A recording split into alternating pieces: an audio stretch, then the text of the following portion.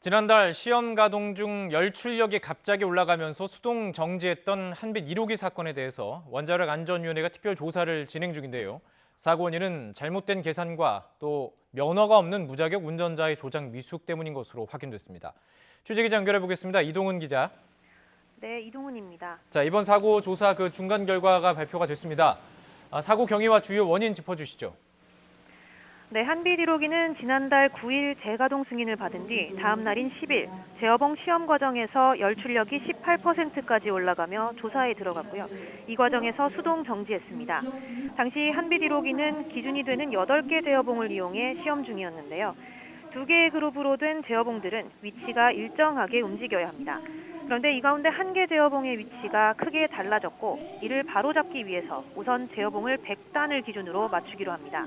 그러면 100단으로 재어봉을 뽑았을 때의 반응도를 계산해야 하는데 당시 원자로 차장이 이를 잘못 계산해서 열출력이 기준치를 넘을 것으로 예상하지 못한 겁니다. 네, 우선은 그 계산에 착오가 있었다는 거죠? 당시 그 네. 무면허 운전자가 재어봉을 조정했다는 거, 이 부분은 또 어떻게 됐습니까? 네, 특별사법경찰의 조사 결과 무자격자가 면허가 있는 사람의 지시와 감독 없이 원자로를 일부 운전한 것으로 드러났습니다.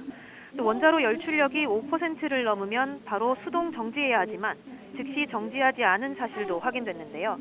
현재 원자력 안전법을 위반한 피해자들에 대해서는 광주지방검찰청이 수사 중입니다. 또 당시 원자로 재어봉 사이에 처음 위치 편차가 발생했을 때부터 면허가 없는 정비부서의 정비원이 재어봉을 조작하다 실수가 일어난 정황도 확인했습니다. 가장 우려스러운 부분은 이 원자로에 이상이 없는가 이 부분인데요. 어떻게 보십니까? 네, 현재까지 원안위의 조사 결과 해결료가 손상된 징후는 없는 것으로 나타났습니다. 평가의 기준이 되는 해결료 중심선 온도와 피복제의 변형률도 모두 기준치를 만족하고 있는 것으로 확인됐는데요. 하지만 원안위는 재어봉 구동장치에 이상이 없는지 확인하기 위해서 원자로 뚜껑을 열고 직접 유관 점검도 추진할 계획입니다. 이와 함께 앞으로 추가 조사를 진행하고 재발 방지 대책을 포함하는 종합 결과도 발표할 예정입니다. 지금까지 YTN 사이언스 이동훈입니다.